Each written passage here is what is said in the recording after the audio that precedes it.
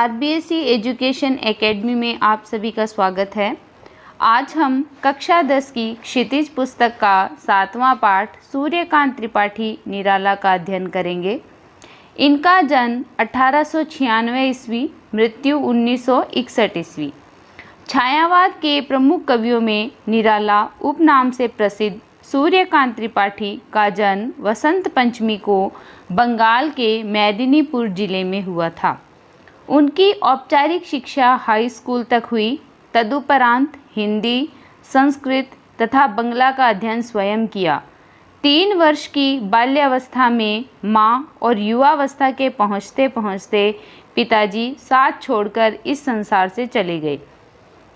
प्रथम विश्व युद्ध के बाद फैली महामारी में पत्नी, भाई, भाभी और चाचा चल बसे। अंत में पुत्री सरोज की मृत्यु ने निराला को भीतर तक झकझोर दिया। अपने जीवन में निराला ने मृत्यु का जैसा साक्षात्कार किया था, उसकी अभिव्यक्ति उनकी कई कविताओं में दिखाई देती है। विषम परिस्थितियों में भी उन्होंने जीवन से समझौता न करते हुए अपने तरीके से ही जीवन जीना बेहतर समझा। कविता के साथ उपन्यास, कहानी, आलोचना, विधाओं को लिखने वाले निराला मूलतः कवि थे। उनकी कविताओं में जीवन का यथार्थ चित्रण, यथा मानव की पीड़ा, परतंत्रता के प्रति तीव्र आक्रोश, अन्याय तथा विषम जीवन परिस्थितियों के प्रति संघर्ष करने की अदम्य गूंज सुनाई देती है। इनकी कृतियों में देखिए अनामिका, परिमल, गीतिका, तुलसीदास, कुक्कुरमुत्ता, रानी और कानी, नए पत्ते, राम की शक्ति पूजा, अर्चना, आराधना आदि। पाठ परिचय के अंतर्गत देखिएगा कवि निराला की प्रस्तुत कविता अभी न होगा मेरा अंत जीवन की युवावस्था को अभिव्यक्त करते हुए हृदय की जीवंतता को प्रकट करती है। जीवन रूपी वन में वसंत ऋतु रूपी हृदयोत्साह कभी कभी समाप्त होने वाला नहीं है, कभी भी समाप्त होने वाला नहीं है। निराला का काव्य किसी एक मुकाम पर आकर ठहरने वाला नहीं है। वे इस कविता के माध्यम से निरंतर उत्साह बनाए रखना चाहते हैं। तभी तो वे कहते हैं अभी न होगा मेरा अंत, अभी अभी ही तो आया है मेरे जीवन में मृदुल बसंत। यानी जीवन का यह पड़ाव हाथ पर हाथ रखकर बैठने के लिए न होकर जीवन के कर्म सौंदर्य को निष्ठापूर्वक बढ़ाते रहने के लिए है। यह कविता निराला के प्रखर आशावाद एवं जिजीविषा से लबरेज है, यानी आशा से और जीवन जीने की इच्छा से भरी हुई है। शब्द चयन एवं भाव सौंदर्य अनुपम है। मातृवंदना कविता में निराला का राष्ट्र प्रेम मुखरित हुआ है, जिसमें वे अपने अर्जित सभी कर्म फलों को माँ भारती के चरणों में अर्पित कर अपने को धन्य महसूस कर रहे हैं। कवि जीवन पथ के सभी विघ्न बाधाओं को पार करता हुआ माँ की सेवा में अपना बलिदान कर उसे हर दुख से मुक्त करना चाहता है। विनय शिल्प में लिखी गई यह एक अद्भुत कविता है। अब हम प्रारंभ करते हैं अभी न होगा मेरा अंत। इसके अंतर्गत है अभी न होगा मेरा अंत, अभी अभी तो आया है मेरे जीवन में मृदुल बसंत। अभी न होगा मेरा अंत। अंत मतलब होता है विनाश और मृदुल मतलब सुंदर और मनोरम। वसंत ऋतु है। इसके अंतर्गत है कि जब आप इसका सप्रसंग लिखेंगे तो ऐसे लिखेंगे प्रस्तुत कवितांश या काव्यांश या अवतरण सूर्यकांत त्रिपाठी निराला द्वारा रचित अभी न होगा मेरा अंत कविता से लिया गया है। और इससे पहले इस पुस्तक का नाम लिखेंगे। उसके बाद इसमें जो भाव स्पष्ट हो रहा है कि इसमें कवि ने जीवन के प्रति आशा उत्साह का स्वर व्यक्त किया है। इसमें देखो अभी न होगा मेरा अंत, अभी अभी ही तो आया है मेरे जीवन में मृदुल बसंत, अभी न होगा मेरा अंत। यानी कवि निराला कहते हैं कि मेरे जीवन का अंत नहीं होगा, अभी अभी तो मेरे जीवन में मनोरम वसंत रूपी युवावस्था आई है। अभी तो यह मेरे जीवन का प्रथम चरण है। अभी लंबी आयु या लंबा जीवन जो है वो शेष है, इसलिए मेरे जीवन का अभी अंत नहीं होगा। सबसे पहले विशेष में लिखेंगे इसका भाव आपको पता ही है, इसमें बताया है कि आशावादी, उत्साहपूर्ण और जिजीविषा से युक्त स्वर है। भाषा, आधुनिक युग की लगभग भाषा जो है वो खड़ी बोली हिंदी भाषा है और इसमें भाषा जो है वो भावानुकूल है और मुक्त छंद युक्त रचना है, यानी छंद मुक्त है ये। फिर है हरे हरे ये पात, डालियाँ कलियाँ कोमल गात, मैं ही अपना स्वप्न मृदुल कर फेरूंगा निद्रित कलियों पर, जगा एक प्रत्युष मनोहर। पुष्प पुष्प से तंद्रालस लाल सा खींच लूँगा मैं, अपने नवजीवन का अमृत सहर्ष सींच दूंगा मैं। द्वार दिखा दूंगा फिर उनको, है मेरे वे जहाँ अनंत, अभी न होगा मेरा अंत। पात यानी आपको पता ही है पत्ते होते हैं, गात मतलब शरीर है, निद्रित यानी सोई हुई या निद्रा मग्न है, प्रत्युष सुबह को कहते हैं, भोर यानी प्रभात, तंद्रालस जो आलस्य से ग्रस्त हो, अनंत जिसका कभी अंत न हो, असीमित हो, लालसा यानी इच्छा। तो प्रस्तुत अवतरण जो है वो अभी न होगा मेरा अंत कविता से उद्धृत है। इसमें कवि ने वसंत के रूपक के द्वारा अपनी जिजीविषा का भाव व्यक्त किया है, मतलब अपने जीने की जो इच्छा है उसका भाव इसमें व्यक्त किया है। हरे हरे ये पात डालियाँ कलियाँ कोमल गात, यानी इसके अंतर्गत कवि कह रहा है कि अभी तो मेरे जीवन में वसंत का आगमन हुआ है, यानी युवावस्था को संबोधित करते हुए कवि कहता है अभी वसंतागमन से हरे हरे पत्तों और कलियों से डालियों का सुंदर आकार जो है वो निखरा हुआ है, अर्थात यौवन आने से मेरे शरीर का सुंदर विकास हुआ है। मैं ही अपना स्वप्न मृदुल कर फेरूंगा निद्रित कलियों पर, जगह एक प्रत्युष मनोहर। आगे कवि कहते हैं कि अब मैं ही अपनी मधुर भावनाओं रूपी कोमल हाथों से इन अलसाई हुई कलियों का स्पर्श करूंगा, इन पर अपना हाथ उत्साहपूर्वक फेरूंगा, क्योंकि मेरे जीवन में बसंत रूपी जीवन में मनोहर या नया प्रभात आया है। पुष्प पुष्प से तंद्रालस लाल सा खींच लूँगा मैं, अपने नव जीवन का अमृत सहर्ष सींच दूंगा मैं। आगे कवि कह रहे हैं इस काल में डालियों पर अनेक पुष्प खिले हुए हैं, अध खिले पुष्प मानो तंद्रा से ग्रस्त है तथा आलस्य से ग्रस्त होने पर भी सुंदर लालसा से मैं इन्हें अपनी ओर खींच लूँगा और अपने जीवन के अमृत से, अर्थात जो नव उत्साह युक्त कोमल भावनाएं होती हैं उनसे सींच लूँगा। आगे कवि कहते हैं द्वार दिखा दूंगा फिर उनको, है मेरे वे जहाँ अनंत, अभी न होगा मेरा अंत। मैं इन्हें बाहर निकलने का द्वार बता दूंगा, इन्हें विकसित होने का मार्ग बता दूंगा। जिस प्रकार वसंत के आगमन से प्रकृति का असीमित विकास होता है, उसी प्रकार मेरे जीवन में जो उत्साह युक्त नवीन लालसाएं हैं, कोमल भावनाएं हैं, उनका असीमित प्रसार होगा, क्योंकि इस तरह की आकांक्षा रखने से मेरे जीवन का कभी भी अंत नहीं होगा। यानी इसके अंतर्गत कवि आशावादी होकर कह रहे हैं कि जो भी अलसाई हुई भावनाएं हैं उन सबको मिटा दूंगा और मैं नए तरीके से अपने जीवन को जीने का प्रयास करूंगा। आगे देखो, मेरे जीवन का यह है जब प्रथम चरण, इसमें कहाँ मृत्यु, है जीवन ही जीवन, अभी पड़ा है आगे सारा यौवन, स्वर्ण किरण कल्लोलों पर बहता रे बालक मन, मेरे ही अविकसित राग से विकसित होगा बंधु दिगंत, अभी न होगा मेरा अंत। कल्लोल वैसे तो गाल होते हैं, लेकिन इसके अंतर्गत बड़ी तरंगों या प्रसन्नता से लिया गया है।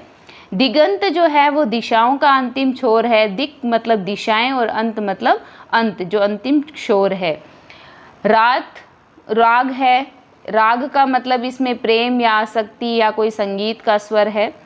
तो इसमें कवि कहते हैं कि उत्साहपूर्वक जीवन जीने की जो प्रबल लालसा है वो इसमें अभिव्यक्त की है कवि ने कहा है मेरे जीवन का यह है जब प्रथम चरण, यानी कवि कहते हैं कि अभी यह मेरे जीवन का प्रथम चरण या प्रथम युवावस्था है।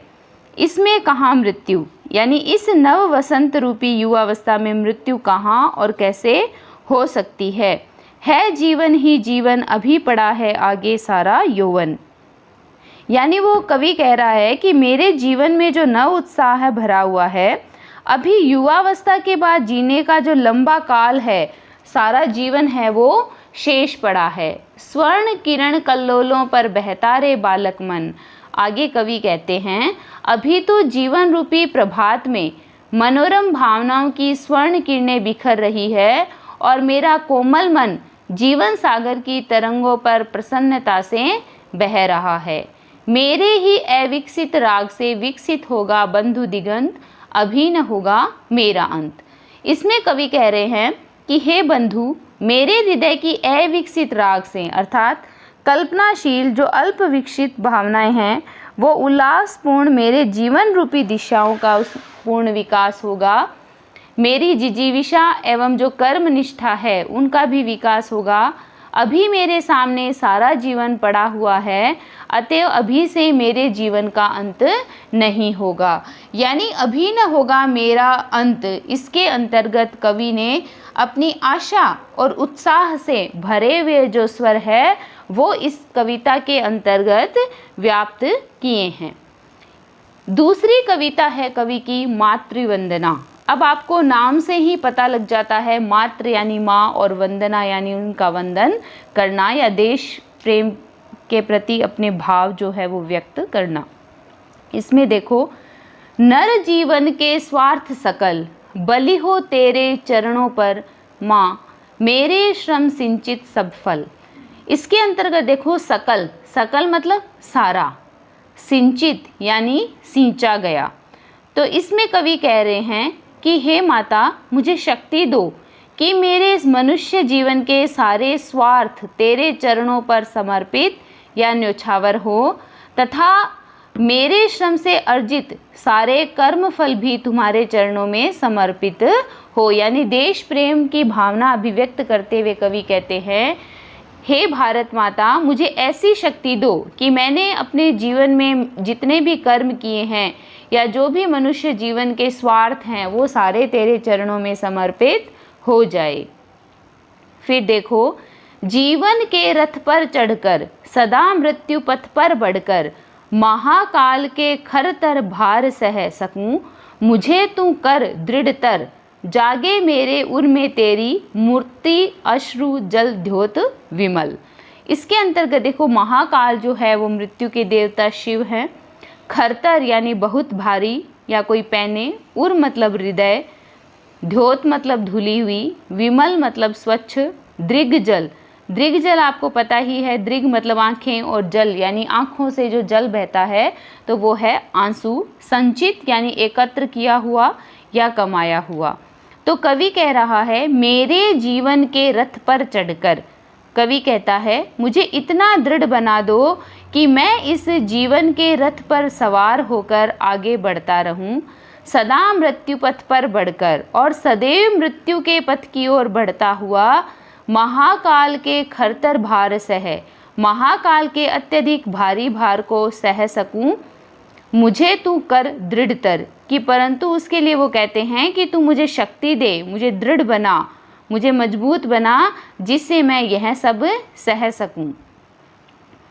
जागे मेरे उर में तेरी, यानी मेरे हृदय में तुम्हारी जो मूर्ति है वो जागे। मूर्ति अश्रु जल द्योत विमल, उसका स्मरण होता रहे तथा मेरे अश्रु जल से वह मूर्ति है वो प्रचलित होती रहे, धुलती रहे। हे माता, दृग जल से पा बल बलि कर दूं कि हे माता, तू मुझे ऐसी शक्ति प्रदान करो ताकि मैं अपने श्रम से सिंचित जन्म फल को अपने अश्रु जल के साथ तुम पर न्योछावर कर दूं। जननी, हे माता, मैं तुम पर अपने ये जो अश्रु के जल है ये न्योछावर कर दूं। अर्थात कवि इसमें कामना करता है कि वह जीवन की बाधाओं को पार कर भारत माता के चरणों में अपना बलिदान करने की शक्ति प्राप्त कर सके। यानी इसके अंतर्गत कवि कहता है कि मैं इतना दृढ़ हो जाऊं कि मैं अपना सब कुछ तुम पर समर्पित कर दूं। यानी मातृ शब्द जो है वो माँ भारती के लिए यहाँ प्रयुक्त हुआ है। भाषा आपको पता ही है, खड़ी बोली हिंदी भाषा का प्रयोग किया गया है। तीसरे नंबर पे आप जो पॉइंट डालोगे वो यह भी डाल सकते हो कि स्वाभाविक अलंकारों का प्रयोग किया गया है। और चौथे नंबर पर मुक्त छंद युक्त रचना है। आगे देखो, बाधाएं आए तन पर, देखूं तुझे नयन मन भर, मुझे देख तू सजल दृगों से, अपलक उर के शत दल पर, क्लेद युक्त अपना तन दूंगा, मुक्त करूंगा तुझे अटल, तेरे चरणों पर बलि देकर, सकल श्रेयश्रम संचित फल। तन का जो शब्दार्थ है वो शरीर है। सजल का गीले अश्रुयुक्त हैं। सजल यानी जल से भरा हुआ, तो वो गीला है या अश्रुयुक्त है। ए पलक मतलब एक टक देखना या लगातार देखना। क्लेद यानी गीला। शतदल कहते हैं कमल को। श्रेय श्रेष्ठतर मंगलमय। तो इसके अंतर्गत भारत माता के चरणों में सर्वस्व समर्पण का जो भाव है वो व्यक्त हुआ है। कवि निराला कहते हैं, बाधाएं आए तन पर, कि हे मातृभूमि, हे माँ भारती, चाहे जीवन एवं शरीर पर बाधाएं एवं कष्ट आए, देखूं तुझे नयन मन भर, तो भी मैं उन्हें पार कर तुम्हें नेत्र भर कर देख सकूं, अर्थात अच्छी तरह से देखूं। फिर है अपलक यानी एक टक। उर के शतदल पर यानी एक टक तुम्हें देखता रहूं, मैं तुम्हारे हृदय रूपी कमल पर अपना क्लेद युक्त तन दूंगा, यानी अपना जो गीला शरीर है वो समर्पित कर दूंगा, तेरे चरणों पर देकर बलि, और अपने सारे श्रेष्ठतर जो संचित फल हैं तो वो तुम्हारे चरणों पर मैं समर्पित कर दूंगा। सकल श्रेय श्रम संचित फल, इस प्रकार मैं तुम्हें सभी कष्टों से मुक्त कर अपना बलिदान कर दूंगा। यानी इसके अंतर्गत जो कवि हैं वो ये कह रहे हैं कि मैं चाहे कितने ही कष्ट भोगूं, लेकिन तुम्हें मैं कष्ट से मुक्त कर दूंगा, क्योंकि अपना जो सर्वस्व है मैं तुम पर बलिदान कर दूंगा। तो इसका जो भाव है विशेष के अंतर्गत वह यही है कि श्रम निष्ठा से अर्जित जो समस्त कर्म फल है वो भारत माता के चरणों में अर्पित करने की जो कवि की अभिलाषा है उसको व्यक्त किया गया है। विभिन्न प्रकार के विशेषण इसमें दिए गए हैं और स्वाभाविक अलंकार से युक्त यह रचना है और मुक्त छंद युक्त रचना है। और इसके जो ये प्रत्येक पंक्ति के अंतर्गत जो अंतिम शब्द है उसमें तुकांतता जो है वो व्याप्त है, यानी अंतिम शब्द जो है वो मिलता है। जैसे बलि का लय है, फल का लय है, इस प्रकार। तो आज हमने सूर्यकांत त्रिपाठी निराला काव्यखंड है इसका अध्ययन किया है पाठ का। आप इसको ध्यानपूर्वक पढ़िएगा और इसके छोटे छोटे प्रश्न बनाकर इस पाठ को पूरा याद करने की कोशिश करें। और कवि ने किस प्रकार अपने भावों को अभिव्यक्त किया है यह आप अपने शब्दों के माध्यम से अभिव्यक्त कर सकते हैं। कल हम फिर अपने नए वीडियो के साथ नई क्लास में मिलेंगे। तब तक के लिए धन्यवाद।